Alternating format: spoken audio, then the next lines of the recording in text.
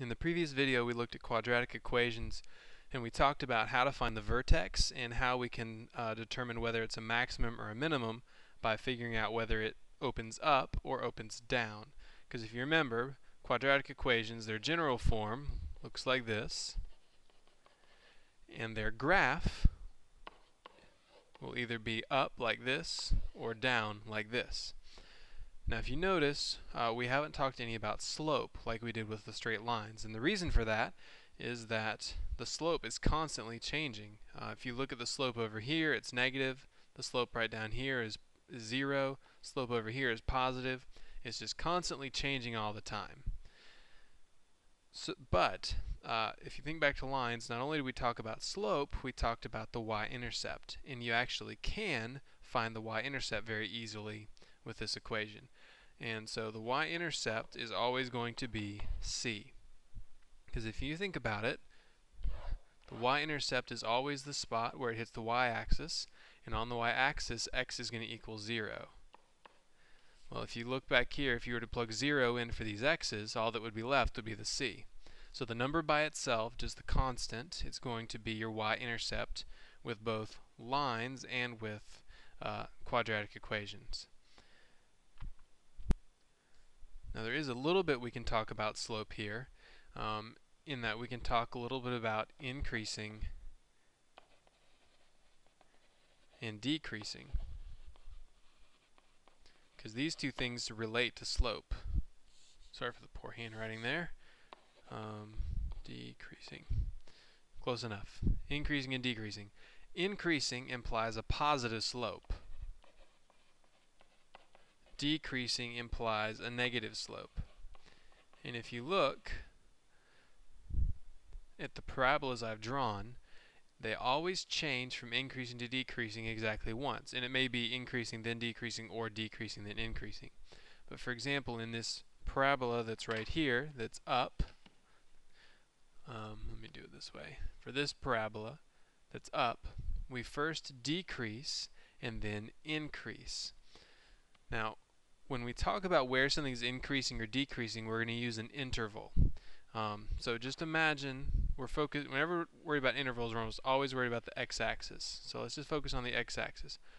Okay, way out this way, or that direction is negative infinity, and that direction is positive infinity. So starting way over here at negative infinity, as we move forward, we are decreasing all the way until here. And then from there on, we are increasing. Now I'm talking about this graph. This graph decreases from negative infinity. Oh goodness. From negative, sorry.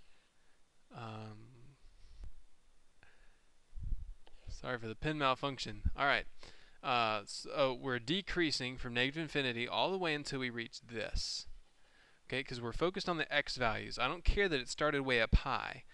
I'm thinking in terms of left and right. So no matter how far left you go, it starts by decreasing all the way until it gets here, and then increases from there on out.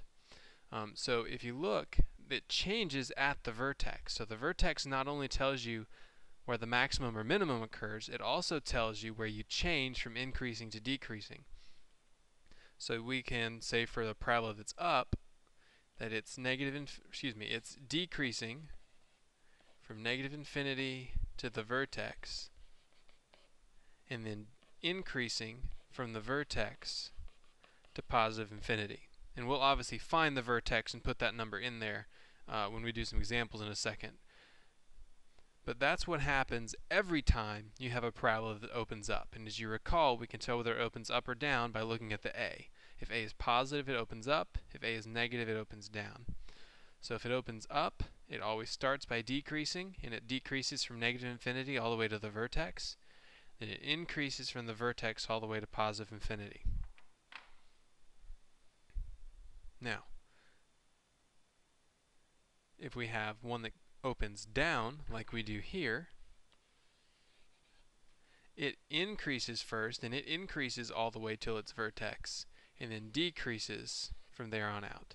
So for one that opens down, it's going to decrease from negative infinity to the vertex. Oh, sorry, I got that backwards. It's going to increase. Starts by increasing. You look right here, it increases first. increases from negative infinity to the vertex and decreases from the vertex to infinity. So since you know how to find the vertex, you should be able to take any equation and figure out where it's increasing or decreasing. So let's look at a couple examples with that. So first one we have, where is y equals negative x squared plus 4x plus 1 increasing and decreasing? Again, if you think about the way a parabola is shaped, it changes whether it's increasing or decreasing right at the vertex. So if we find the vertex, we know where this change happens. So first, let's find the vertex, and we do negative b over 2a. So negative b, that's negative 4 over 2 times a. So we get negative 4 over negative 2, which is positive 2. So the vertex is at x equals positive 2. So what we know is that it changes either increasing to decreasing or vice versa at 2. So let's think about whether this is open up or down. Well, our a is negative 1. So since a is negative, we're open downward, which means we start by increasing and then go to decreasing, and that changes at x equals 2.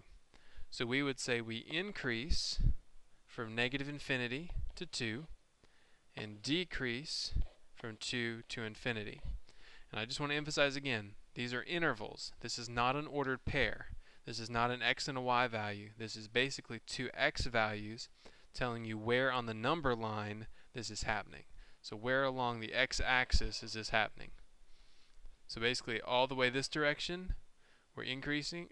All the way this direction, we're decreasing.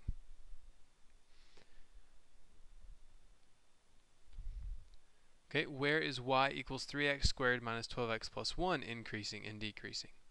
Okay, we can find the vertex because we know the vertex is the spot where it changes from increasing to decreasing. So we do negative b over 2a. We get 12 over 6. So we end up with 2 again. Don't worry, it won't always be 2, but we did get 2 on these examples. So let's go back and figure out, now that we know where it changes, whether it's open up or down. Since our a is positive 3, we know it must open up. So that means it decreases first and then increases. And it changes right here at x equals 2. So this would be decreasing from negative infinity to 2 and increasing from 2 to infinity. And that's all there is to that. The next thing we need to look at has to do with something that mathematicians would call optimization. The idea is simply that we're looking for maximums and minimums. That's really all that means. If you know what the word optimize means, it's simply to find the best. Well, depending on whether you're talking about a good thing or a bad thing, sometimes the best is a maximum or the best is a minimum. For example, if you're thinking in military terms, you want to maximize enemy casualties but minimize your own casualties. So it is optimal in one case to have a maximum, in one case to have a minimum. So we're going to look at how we can find with quadratic equations their maximums and minimums. And we've already looked at this because we know that max and mins occur at the vertex, and the vertex is found by doing negative b over 2a. So it's the same process we were doing when we were looking for the vertex and finding a max and min. So here we have an equation, negative 0.5x squared plus 4x plus 19, where x is the years after 1990, and f of x is the number of people on, sorry, I erased a word there, on food stamps, and that's in millions. So the question is, when was the number of people on food stamps at a maximum? So when we have word problems in this unit, if you see the word maximum, you know you need to think in terms of the vertex, because max and mins always occur in quadratic equations on the vertex. And the vertex is found by doing negative b, in this case it would be negative 4, over 2a. So I get negative 4 over negative 1, which is 4. So it happens at time 4, or x4, but remember, x, if you look back up here, x is the number of years after 1990. So to answer their question, it was in 1994 that the number of people on food stamps was at a maximum. So yes, our answer is 4, but that represents the number of years after 1990. So that means in 1994, the number of people on food stamps was at a maximum. how many people were on food stamps that year. So this is one important distinction. Whenever they ask a when or a where question regarding max and min, they're really talking about the x value or the t value. A when or a where question is really about the x or the t value. A what question is about the y value or the f of x. Because if you look, the first question was asking when did the maximum happen. That was our x value 4, which meant 1994. But this is asking what the actual maximum was. This was asking how many people were on food stamps. What was the maximum number of people on food stamps? So that's going to be our y value. But to do that, we simply need to take our x, which was 4, and plug it back in our original equation.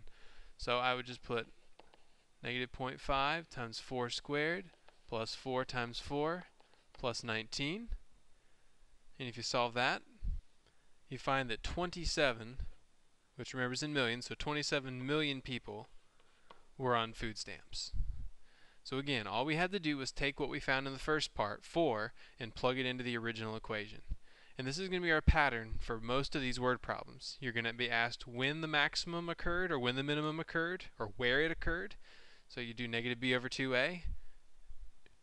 And then they're going to ask the question of what the maximum actually is, and which will require you to then take the number you found and plug it back in your equation.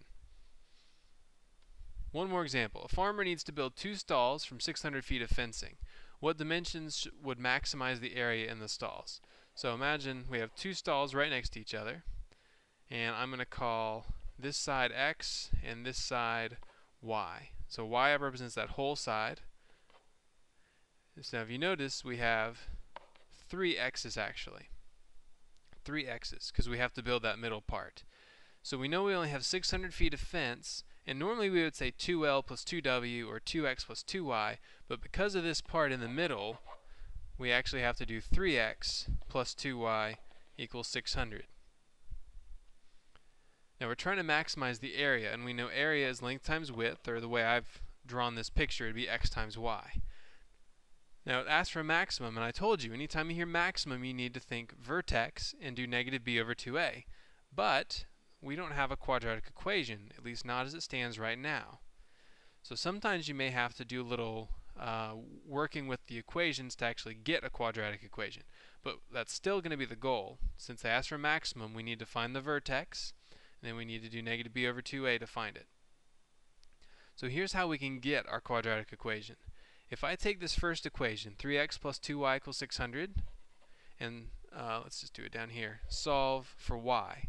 So I'm going to subtract 3x from both sides, divide both sides by 2, and get negative 3 halves x plus 300. I can then plug this y into my area function, and I'm going to get area equals x times, and I replace the y with negative 3 halves x plus 300. And I get negative 3 halves x squared plus 300x. Now I do have a quadratic equation. So now I can do negative b over 2a. So I'll do negative b, which is 300, over 2 times a, which gives me negative 300 over negative 3. So x is going to be 100 feet. So this right here is going to be 100 feet. But they asked for the dimensions. That means I need both the x and the y. I need the length and the width. So I take my 100, I'm going to plug it back in here. So I get 3 times 100 plus 2y equals 600. So I get 300 plus 2y equals 600. Subtract 300 from both sides, and divide by 2. So I get the dimensions of x equals 100 and y equals 150. And that will create the largest possible area for the farmer who needs 2 adjacent stalls, given that he can only have 600 feet of fencing.